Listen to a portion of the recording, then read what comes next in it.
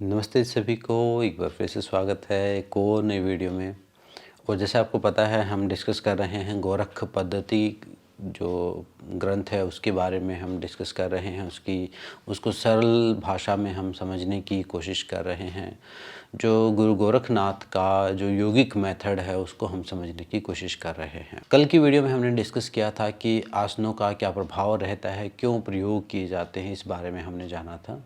अगर वो वीडियो नहीं देखी तो वो देख लीजिए। अगर आसनों के बारे में पूरा जानना है तो उसमें मैंने हर एंगल से उसमें समझाया है। आज हम डिस्कस करेंगे कि जो गुरु गोरखनाथ ने 2 आसन बताए हैं उनके बारे में की विधि क्या बताई हुई है। यहाँ पर 2 आसन गुरु गोरखनाथ ने मुख्य बताए हैं। पहले बताया 84 लाख आसन हैं, उनमें से 84 मुख्य हैं। 84 में से भी सिर्फ 2 आसन, क्योंकि यहाँ पर मुक्ति के लिए काम कर रहे हैं हम, तो 2 आसनों का वर्णन किया है।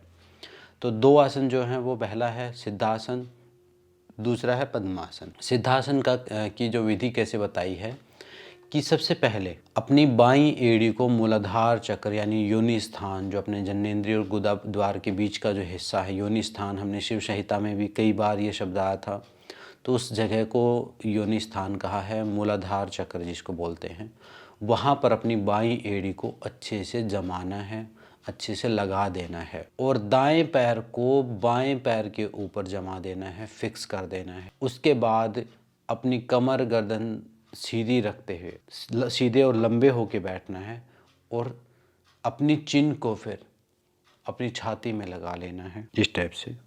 हाथ आप ज्ञान मुद्रा में रख सकते हैं अपने घुटनों के ऊपर। यहाँ हाथों का कोई वर्णन नहीं है, यहाँ इतना ही है कि ये कुछ चीज़ें मैं अपनी तरफ से ऐड करके आपको बता रहा हूँ ताकि आपको समझ में आ जाए। एड़ी को मूलाधार चक्र पर, बाईं एड़ी को, और दाएं पैर को बाएं पैर के ऊपर, बाईं जंघा के ऊपर फिक्स कर देना है। उसके बाद फिर आपको छाती में अपनी ठोड़ी को लगाना है, कमर सीधी रखते हुए, और भूमध्य में दृष्टि रखनी है। यहाँ पर अपनी आंखें जो जैसे शांभवी मुद्रा में हमने ऊपर की थी, यहाँ पर देखने की कोशिश कर, और इस आसन में स्थिर हो जाना है अपनी सारी इंद्रियों का निरोध करके, यानी अपनी सारी इंद्रियों को रोक के, कोई एक्टिविटी ना हो, उसको बिल्कुल स्थिर करके अपने आज्ञा चक्र पर जब हम देखेंगे तो ये सिद्ध आसन कंप्लीट हो जाएगा। ये कहा है कि ये मोक्ष देने वाला, मोक्ष के द्वार खोल देने वाला जो आसन है, इसका परिणाम यहाँ पर गुरु गोरखनाथ ने कहा है। क्योंकि इसमें जो शक्ति है, जो कुंडलिनी शक्ति है, वो सीधी सहस्रार में चली जाती है। तो मोक्ष का द्वार कहाँ है? अपना 10वां द्वार जो है। तो कहा इस प्रकार से सिद्ध आसन आपको करना चाहिए। और पद्मासन की जो स्थिति बताते हुए क्या कहा हुआ है कि अपने बाएं पैर को दाईं जंघा के ऊपर और दाएं पैर को बाईं जंघा के ऊपर, जैसे पद्मासन हम करते हैं वही पोजीशन। और उसके बाद अपने राइट हैंड से बाएं पैर का अंगूठा पकड़ना है अपनी कमर के पीछे से, जिसको हम बद्ध पद्मासन बोलते हैं। पीछे से लेफ्ट हैंड से, राइट हैंड से लेफ्ट थंब और लेफ्ट हैंड से राइट थंब, तो दोनों हाथ से जब हम पकड़ लेंगे पद्मासन के साथ, आपको पीछे आर्म्स लॉक करके पकड़ने हैं अपोजिट पैर के अंगूठे। तो वो बद्ध पद्मासन आजकल आप जब सर्च करेंगे तो बद्ध पद्मासन की जो पोजीशन है वही बनानी है। उसके बाद कमर सीधी रखते हुए फिर से अपनी ठोड़ी को चेस्ट में लगाना है। अपनी ठोड़ी को चेस्ट में लगा के अब यहाँ पर अपने नासाग्र पर ध्यान देना है। नासाग्र पर ध्यान रखना है और ये इसमें अपने आप को बिल्कुल स्थिर कर देना है, पूरी तरह फिक्स कर देना, स्टेबल कर देना।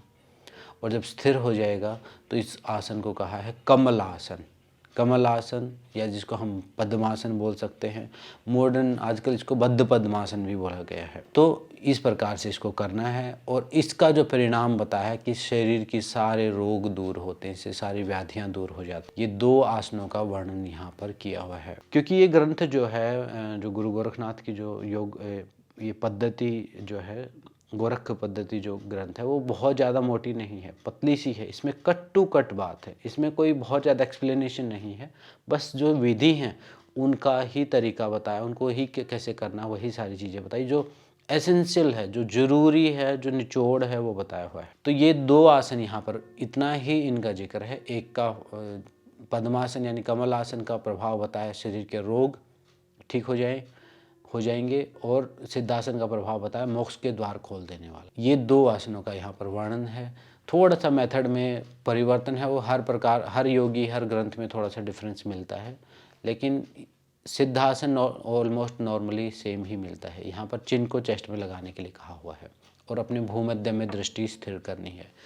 कल की वीडियो में जैसे मैंने बताया था, आसन का एक मेन एलिमेंट है स्थिरता।